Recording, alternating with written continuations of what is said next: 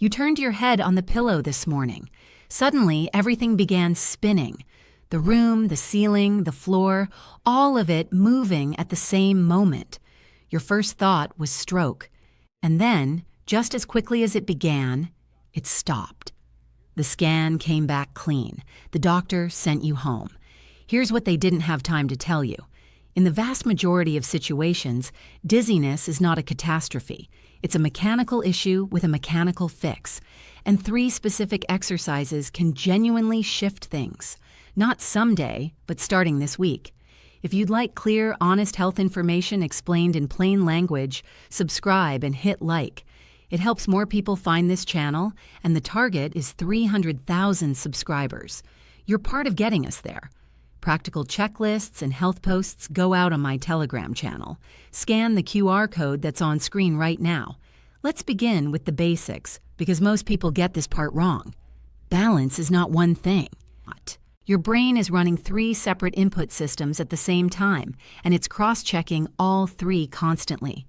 When all 3 line up, you feel steady. When one of them sends the wrong signal or contradicts the others, your brain gets confused. That confusion is what you experience as dizziness. The first system is the vestibular apparatus. That means the inner ear, specifically the cochlea, 2 small pouches called the saccule and utricle, and 3 semicircular canals positioned at different angles. Those 3 canals cover 3 planes of space: horizontal, vertical, and lateral. That way, any movement of your head in any direction gets picked up. Inside those canals is a gel-like fluid called endolymph. Floating in that fluid are tiny crystals of calcium carbonate known as otoliths. Picture them as grains of sand, smaller than a millimeter. When your head moves, the fluid shifts. The crystals press against specialized hair cells, and those cells fire a signal to the brain. Head moved. Here's the direction. The second system is vision.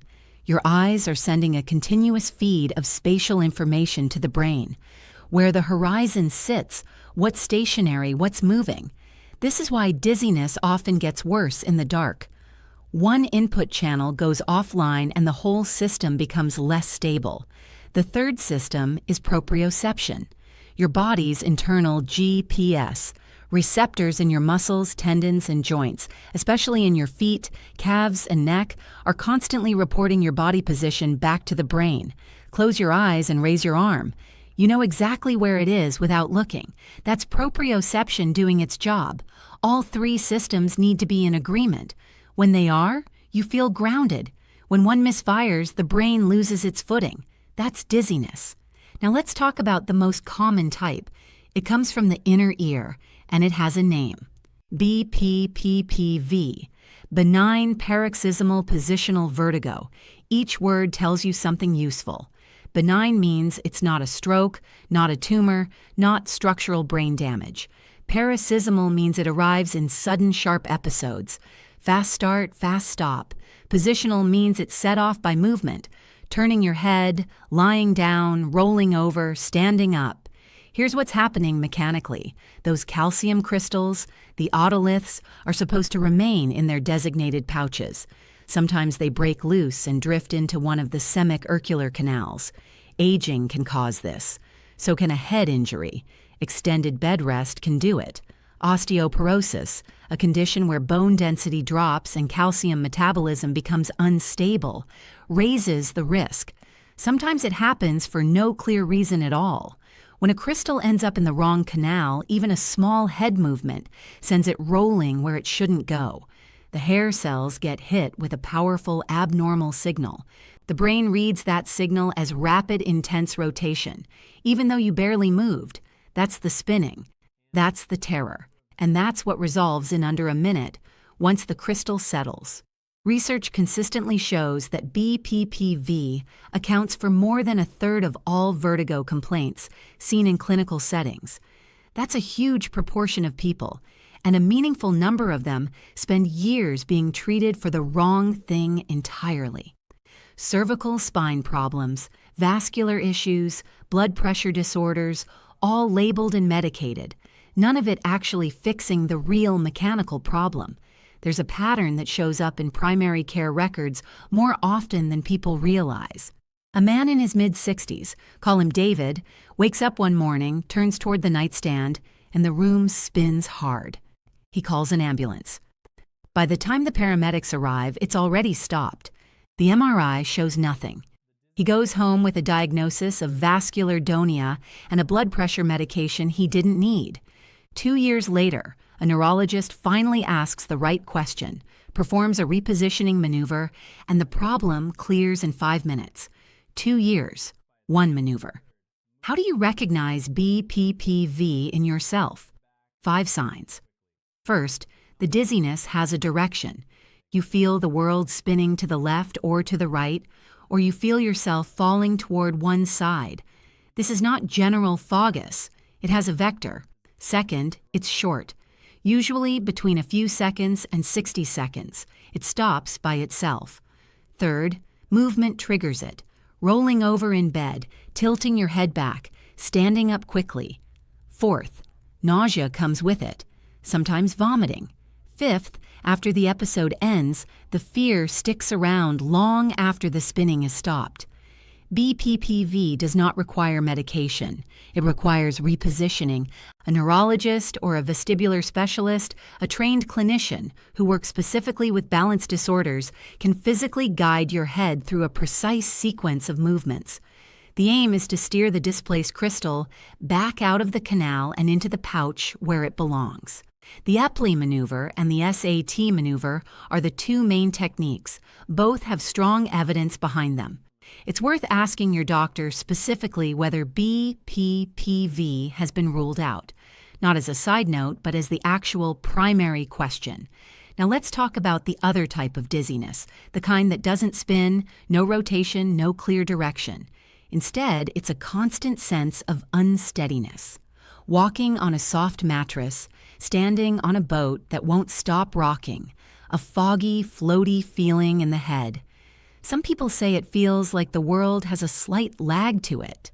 Others describe feeling vaguely unreal, like they're watching themselves from a step behind. Technically, this is not vertigo in the medical sense, but people call it dizziness. Doctors need to take it seriously, and the causes are multiple. Vitamin deficiency is one of the most commonly missed culprits. B12, cyanocobalamin, is critical for the myelin sheaths that insulate nerve fibers, including the fibers that carry vestibular signals. When B12 runs low, those sheaths thin out, signal conduction slows down, and the result is unsteadiness, imprecise walking, a sense of instability. This is especially common in people over 50, in vegetarians and vegans, and in people taking metformin long-term. Metformin, one of the most widely prescribed medications for type 2 diabetes, is known to reduce B12 absorption in the gut. If you've been on metformin for years and nobody has checked your B12 recently, that's worth raising with your doctor at the next visit. Vitamin D deficiency also matters here. Research suggests that low vitamin D affects both neuromuscular function and the structural integrity of the otolith crystals, the very crystals that, when dislodged, cause BPPV. Multiple studies have looked at the link between low vitamin D and increased BPPV risk. Getting your B12 and vitamin D levels checked is a sensible, low-effort first step. Vision problems are another underappreciated cause. This sounds counterintuitive, but an ophthalmologist may be exactly the right specialist for someone with persistent dizziness. Ill-fitting glasses, early-stage glaucoma, or problems with eye muscle coordination all distort the visual input the brain uses to orient itself. When the visual signal is off, spatial orientation becomes unreliable, and the result is that persistent, floaty unsteadiness. Cardiovascular causes cover a wide range. Arrhythmias, irregular heart rhythms, can briefly cut blood flow to the brain, producing a momentary dizziness. Orthostatic hypotension. That's when your blood pressure drops sharply the second you stand up, causing a sudden darkening of vision and a wave of light-aidedness, is extremely common and often completely fixable. atherosclerosis in the vessels supplying the cerebellum and brainstem, the posterior circulation, can lead to chronic balance impairment. All of these have specific tests and specific treatments. There are neurological causes that deserve mention. Multiple sclerosis can present with vestibular symptoms in its early stages. Transient ischemic attacks, brief temporary interruptions of blood flow to the brain, can produce sudden onset dizziness that clears on its own, but demands immediate evaluation. Tumors of the posterior cranial fossa are rare, but when a doctor is looking at unexplained dizziness, ruling them out is part of the process. The neck deserves its own conversation. Cervical spine problems are one of the most overdiagnosed causes of dizziness in clinical practice. It's a fashionable label. In reality, the neck muscles do contain proprioceptors, and when those muscles are in chronic spasm or dysfunction, the proprioceptive signal they send to the brain can become distorted, contributing to balance and stability. That's real. But the idea that blood vessels get mechanically pinched by neck bones and cut off blood supply to the brain is far less common than the diagnosis suggests. If you've been told your dizziness is from your neck, it may be worth a second opinion. Vestibular migraine is a diagnosis that most people have never heard of. It's a form of migraine in which the headache takes a back seat or doesn't appear at all, and the main symptom is intense dizziness. Episodes can run for hours. They're often paired with light sensitivity and nausea. Many people with vestibular migraine spend years being investigated for BPPV or vascular problems without anyone connecting it to migraine. If you have recurring episodes of severe dizziness that last hours and come with light sensitivity, that specific diagnosis is worth raising with a neurologist. Then there's the type of dizziness that no scan will ever find. It has a clinical name now, PPPD, persistent postural perceptual dizziness. Persistent means it's chronic, present most days. Postural means tied to body position and movement. Perceptual means it's about how movement is perceived, not about any structural lesion. Here's how it develops.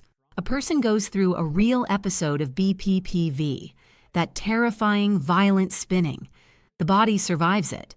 The scan is clear. The episode resolves, but the nervous system doesn't fully relax. The brain, which is fundamentally a prediction machine, learned that head movement is dangerous. Now it runs a permanent background scan of every motion, waiting for the threat to return. And that constant vigilance produces a continuous, low-grade sensation of instability, even though nothing is structurally wrong. A well-documented pattern in balance medicine looks like this. A woman in her early 60s, call her Susan, has a single BPPV episode. It clears in a few days, but she starts to hold her head very still. She stops going to the grocery store because the movement of other shoppers feels disorienting.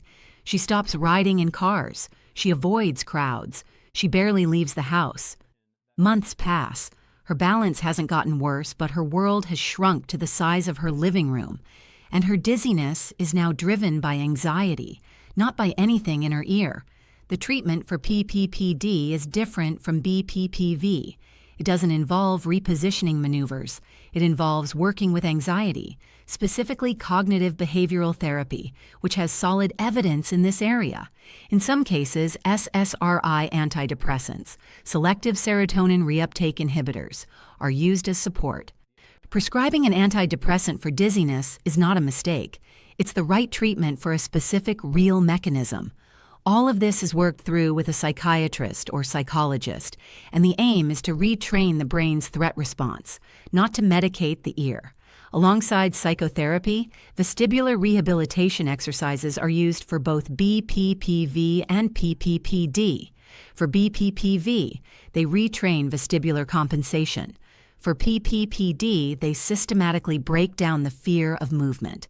The brain learns through repetition that movement is safe. That process is called desensitization. It takes weeks. It works. Let's walk through the 4 exercises now. Each one targets a specific aspect of balance and vestibular function. Exercise 1, gaze stabilization during head movement. Extend your arm in front of you. Raise one finger to eye level and fix your gaze on it. Now slowly turn your head left and right, but keep your eyes locked on the finger. The head moves. The eyes compensate. This is training the vestibular ocular reflex, the automatic mechanism that holds your vision steady during head movement. That reflex is one of the first things to degrade with vestibular dysfunction, and direct training is how you rebuild it. Begin with 2 or 3 turns in each direction. Move slowly, no jerking. If you feel mild dizziness during the exercise, that's expected, and it's exactly the signal that triggers adaptation. Don't stop because of mild discomfort. That discomfort is the training. Each week, add a couple of repetitions. You can do this seated at first. Standing comes later. Exercise 2. Gaze stabilization during object movement. This time, your head stays completely still. Hold a pen or pencil and move it slowly from side to side, tracking it with your eyes only. No head movement. This trains smooth pursuit, the eye's ability to follow a moving object without losing visual stability. Impairment in smooth pursuit is a recognized marker of vestibular dysfunction. Same progression. Begin at 2 or 3 repetitions. Build up gradually. Stand near a wall in case you need to steady yourself. Exercise 3. Single leg stance. This one trains all 3 balance systems at the same time. Vestibular, visual, and proprioceptive. Stand upright. Lift one foot off the floor, knee bent, arms out to the sides. Hold for 3 seconds. Swap legs. Work up to 30 seconds per side. Once that becomes solid, close your eyes. The moment you do, you'll understand why this is a serious exercise.